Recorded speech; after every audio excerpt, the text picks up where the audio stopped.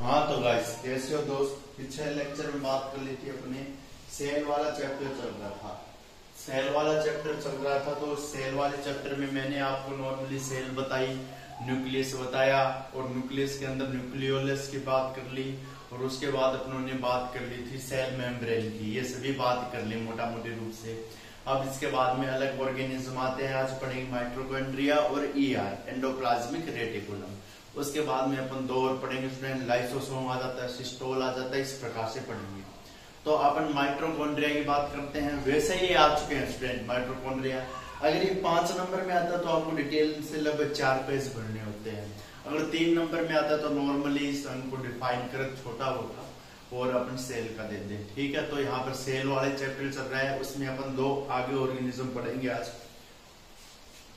2 अलग ऑर्गेनिज्म है। तो देख स्टूडेंट कौन कौन से। Mitochondria, powerhouse of cell. Mitochondria की स्ट्रक्चर पढ़ी है। ये क्या होती है स्टूडेंट, कौन सी शेप की हो सकती है। स्पेरिकल शेप हो सकती है, फिलामेंट इस प्रकार से हो सकता है। स्पेरिकल का मतलब होता है स्टूडेंट इस प्रकार से शेप, सेम के बीच के कार की स्पेरिकल इस प्रकार से शेप हो सकती है, फिलामेंट के रूप में हो सकती है। और माइटोकॉन्ड्रिया अपने एक सेल है उसके अंदर है, तो अपने तो बहुत सेल है शरीर में, तो प्रत्येक के अंदर माइटोकॉन्ड्रिया है। मेनली बात स्टूडेंट अपने ने क्या पढ़ा, माइटोकॉन्ड्रिया ऊर्जा कब बनाती है, एटीपी बनाती है। 38 एटीपी बनती है। ATP adenosine triphosphate, ADP adenosine diphosphate. इसके साथ एक इनऑर्गेनिक फॉस्फेट जुड़ता है तो अपने क्या बनता है, एटीपी बनता है। एटीपी बनने के लिए अपने क्या पढ़ के आए हैं, ईटीएस सिस्टम पढ़ के आए हैं, जिसमें अपने NADH होता था, निकोटिनामाइड एडेनिन डाइहाइड्रोफॉस्फेट। ठीक है, NADPH होता था, उसमें स्टूडेंट अपन पढ़ के आए हैं, वो बताएंगे अपन। जो ये सभी पाए जाते हैं स्टूडेंट, ये इनर स्पेस में पाए जाते हैं, आउटर मेम्ब्रेन में पाए जाते हैं। इंट्रिंसिक स्पेस होता है स्टूडेंट, उसमें क्या होता है स्टूडेंट, सॉल्यूशन ही पाए जाते हैं। सॉल्यूशन या molecular weight, low molecular weight ion पाए जाते हैं जो सॉल्यूशन बनाते हैं। देखिए स्टूडेंट माइटोकॉन्ड्रिया साइटोप्लाज्म के लार्जेस्ट कंपोनेंट है। फर्स्ट बात तो यही है, क्या है, साइटोप्लाज्म में लार्जेस्ट कंपोनेंट माइटोकॉन्ड्रिया होती है। दूसरी बात, लीवर के टोटल जो लीवर में प्रोटीन होता है उसका 25% ये बनाती है। इसके बाद लिपिड है, इसमें 25% है, ये 35% है लीवर का प्रोटीन। स्मॉल अमाउंट में न्यूक्लिक एसिड होते हैं।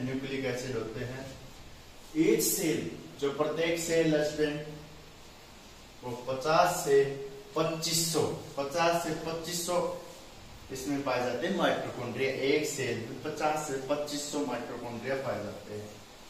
नो डिपेंड, जो ये नंबर है, नो डिपेंड नहीं है, नंबर है स्टूडेंट, नंबर है। ये शॉर्ट टर्म में लिखा सकता हूं मैं, नंबर, ये नंबर है इसकी संख्या माइटोकॉन्ड्रिया की रेस्पिरेटरी एक्टिविटी पे डिपेंड करती है। जितना ज्यादा ऑक्सीजन होगा उतनी ज्यादा माइटोकॉन्ड्रिया होगी। ठीक है, इसलिए अपन पढ़ते हैं ना, जो ऊपर रहते हैं वे जो व्यक्ति पहाड़ों पर, उनमें माइटोकॉन्ड्रिया की संख्या ज्यादा होती है या आरबीसी ज्यादा होती है। अब इसके बाद में हार्ट में माइटोकॉन्ड्रिया ज्यादा होती है, हार्ट में कम होती है, माइटोकॉन्ड्रिया की संख्या कम होती है, जबकि किडनी लिवर में माइटोकॉन्ड्रिया की संख्या ज्यादा होती है। ये इसका जनरल बेसिक। अब इसकी स्ट्रक्चर की बात करते हैं या इसका कंपोजिशन बात करते हैं। इसका कंपोजिशन किस प्रकार से इंपॉर्टेंट स्टूडेंट, कंपोजिशन ज्यादा इंपॉर्टेंट होता है। इसका कंपोजिशन देख लीजिए, यहाँ पर IM था, ठीक है, IM, ये इनर मेम्ब्रेन है। अब देखिए स्टूडेंट, आउटर मेम्ब्रेन है वो स्मूथ होती है, किसी प्रकार की कोई चीजें नहीं है इसमें, एकदम स्मूथ है। इसके अंदर स्टूडेंट इनर मेम्ब्रेन होती है। इनर मेम्ब्रेन फोल्ड हो जाती है, तो मैट्रिक्स का निर्माण करेगी।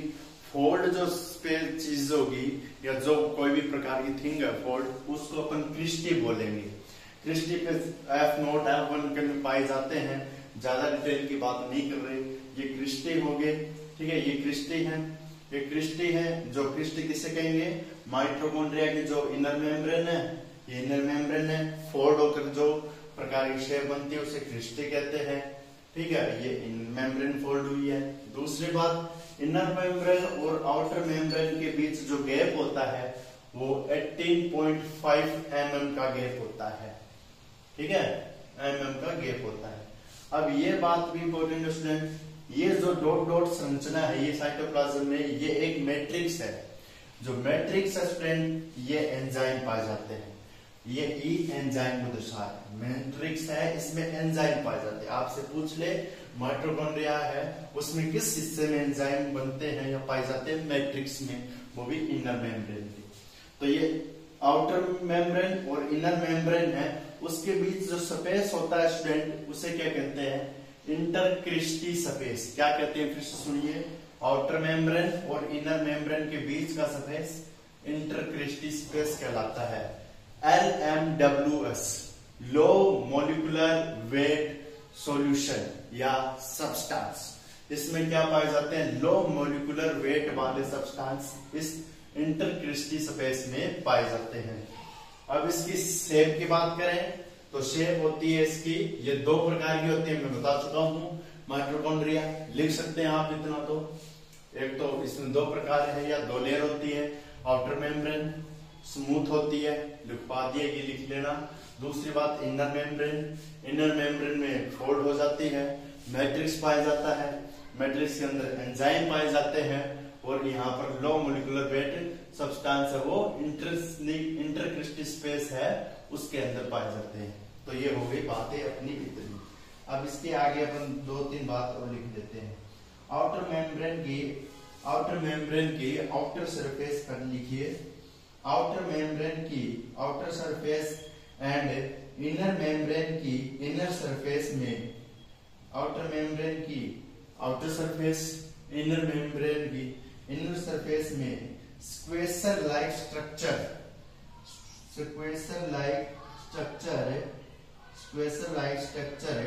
पाई जाती है। स्क्वेसर स्पंज मान सकते हैं इसे, स्क्वेसर लाइक स्ट्रक्चर पाई जाती है आउटर मेम्ब्रेन व इनर मेम्ब्रेन की सरफेस में स्क्वेसर लाइक स्ट्रक्चर पाई जाती है। ठीक है, पाई जाती है। इसके बाद हम लिखिए पाई जाती है जिसमें प्रोटीन होता है। स्क्वेसर लाइक स्ट्रक्चर होती है, इनमें क्या शामिल होता है, प्रोटीन प्रेजेंट होता है, प्रोटीन इसमें होता है। प्रोटीन स्क्वेसर लाइक स्ट्रक्चर आउटर व इनर मेम्ब्रेन में।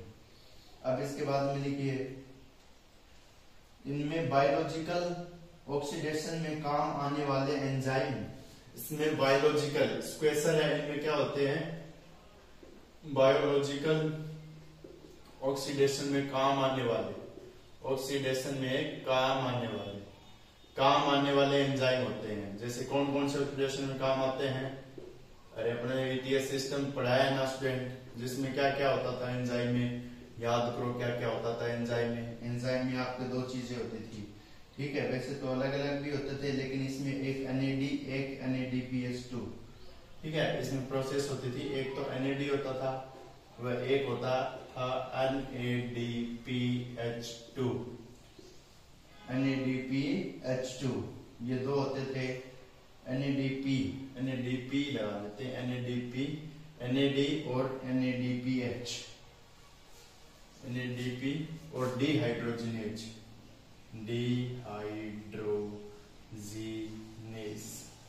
ये एंजाइम ऑक्सीडेशन में काम आने थे। NADP और NADP डिहाइड्रोजिनेज ये शामिल होते हैं। अब इसके बाद में लिखिए स्टूडेंट, माइटोकॉन्ड्रिया में लार्ज एंजाइम सिस्टम प्रेजेंट होता है। माइटोकॉन्ड्रिया में लार्ज एंजाइम सिस्टम प्रेजेंट होता है। Oxidation of pyruvic acid, oxidation of pyruvic acid acetyl CoA, oxidation of pyruvic acid acetyl CoA, ये इंपॉर्टेंट स्टूडेंट। पायरुविक एसिड का oxidation और acetyl choline का oxidation है वो क्रेब्स साइकिल में होता है। ये क्रेब्स साइकिल इसी में तो चलता है। एसिटाइल CoA एंजाइम बता रहा है। दूसरा पायरुविक एसिड, ये दो एंजाइम इसी में तो चलते हैं, एसिटाइल CoA और पायरुविक एसिड, इसमें क्रेब्स साइकिल में होते हैं। इनका ऑक्सीडेशन किसमें होता है, क्रेब्स साइकिल, और ये क्रेब्स साइकिल माइटोकॉन्ड्रिया में चलता है। इस प्रकार से काम आता है। अब इसके बाद में लिखिए स्टूडेंट, और इसमें क्या होता है स्टूडेंट, फैटी एसिड और एमिनो एसिड का भी क्या होता है, फैटी एसिड और एमिनो एसिड, फैटी एसिड और एमिनो एसिड है, इनका भी क्या होता है, ऑक्सीडेशन होता है। आ गया ना समझ में? इनका भी क्या होता है, ऑक्सीडेशन होता है क्रेब्स साइकिल के द्वारा। 2 नंबर बात लिखिए स्टूडेंट इसमें, electron transfer and oxidative phosphorylation. Electron transfer and oxidative phosphorylation की क्रिया भी माइटोकॉन्ड्रिया में होती है। ठीक है, लिख देता हूं मैं, ईटीएस और ऑक्सीडेटिव, ये पढ़ के आए अपन प्रोसेस, फॉस्फोराइलेशन की प्रक्रिया भी क्या होती है, माइटोकॉन्ड्रिया में होती है। आप लिख लेना स्टूडेंट, अगर बड़ा है तो इस प्रकार से, अगर छोटा है तो 3-4 पॉइंट है जो मेन है वो लिखने हैं अपने को। सिंथेसिस ऑफ फैटी एसिड इसमें होता है, सी पॉइंट लिख लीजिए, सिंथेसिस ऑफ फैटी एसिड। अब इसके बाद में लिखिए ये enzyme amino acids comma porphyrin comma फोस्फाइड्स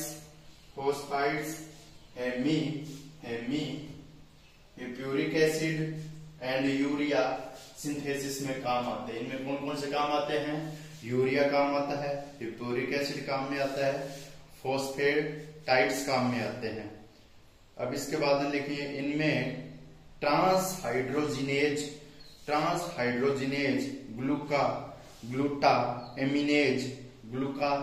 gluta एमिनेज and carboxylase पाए जाते हैं, ये माइटोकॉन्ड्रिया में पाए जाते हैं। अब इसके बाद में अपन पढ़ेंगे ER, एंडोप्लाज्मिक रेटिकुलम। नॉर्मली पढ़ेंगे, देखिए ER। अब देखिए स्टूडेंट ER, एंडोप्लाज्मिक रेटिकुलम, इसके कार्य बताऊंगा और इसकी बताऊंगा क्या क्या फंक्शन है, कार्य बताऊंगा और ये क्या किस प्रकार से होती है।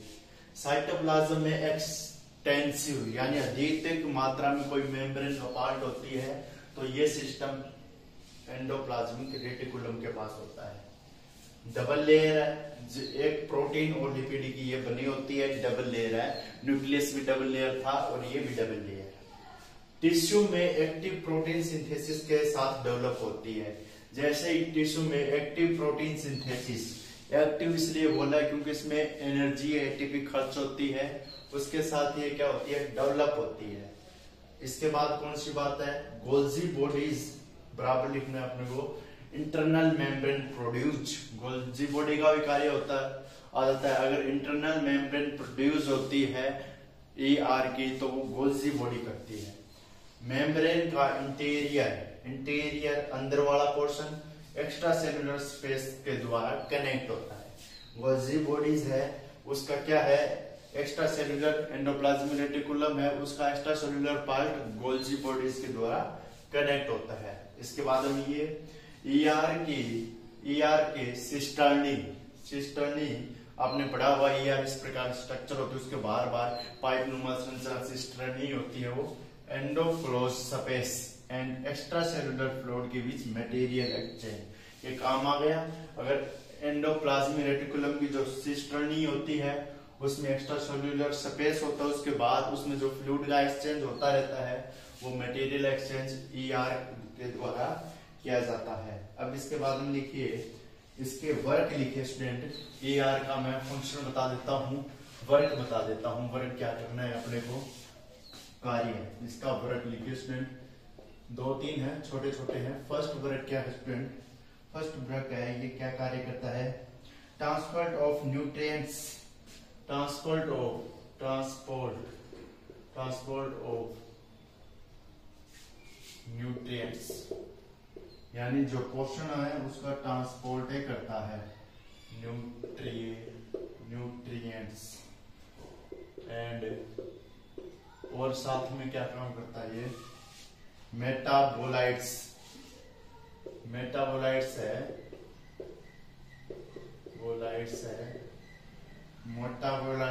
इनटू एंड आउट, यानी अंदर भी निकाल देता है, ये बाहर लेता है, आउट ऑफ द सेल। जो न्यूट्रिएंट्स है उसे सेल को अंदर देना और बाहर निकालना, दोनों कार्य करता है। बी लिखे स्टूडेंट इसमें, रेगुलेशन,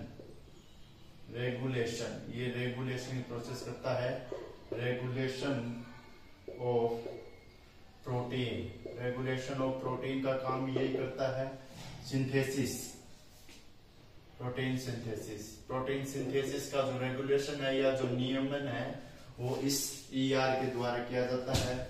इसके बाद में लिखिए lipid synthesis, lipid synthesis, glycolysis, glycolysis, glycolysis यानी टूटना, और ग्लाइकोजेनेसिस ग्लूकोज का फॉर्मेशन होना।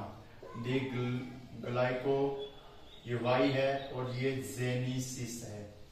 ठीक है, दोनों पढ़ के आए हैं प्रोसेस अपन, glycolysis, glycogenesis, fatty acid synthesis, इसी प्रक्रिया के द्वारा किया जाता है। ई नंबर है fatty acid synthesis, fatty acid synthesis. ये आ गया आपके स्टूडेंट, फिर से देख लीजिए इसका कार्य क्या क्या है। Transport of nutrients and metabolites, transport of nutrients and metabolites of the cell into and out, यानी अंदर और बाहर दोनों। Regulation of protein synthesis, regulation of protein synthesis. इसके बाद ग्लाइकोलाइसिस, फैटी एसिड, ग्लाइकोजेनेसिस। ठीक है स्टूडेंट, तो ये हो गया। अब इसके बाद में अपन 3 पार्ट है इसमें, जो 3 पार्ट आएंगे वो पढ़ेंगे स्टूडेंट। 8 लिखेंगे तो इसमें एक तो सेंट्रियोल आएगा, एक राइबोसोम आएगा, वो पढ़ेंगे अपन कल। और उसके बाद में आएगा अपना लाइसोसोम और सिस्टोल। फिर ये जो स्ट्रक्चर है या जो फिर ये जो स्ट्रक्चर है सेल की वो पूरी हो जाएगी स्टूडेंट। फिर अपन इसमें और पोर्शन पढ़ेंगे, डीएनए वाला चलेगा थोड़ा बहुत, डीएनए पढ़ेंगे, प्रोटीन स्ट्रक्चर पढ़ेंगे, वो पढ़ेंगे नेक्स्ट लेक्चर में। Okay guys, bye. बताइए लेक्चर कैसा लगा, मिलते हैं नेक्स्ट लेक्चर।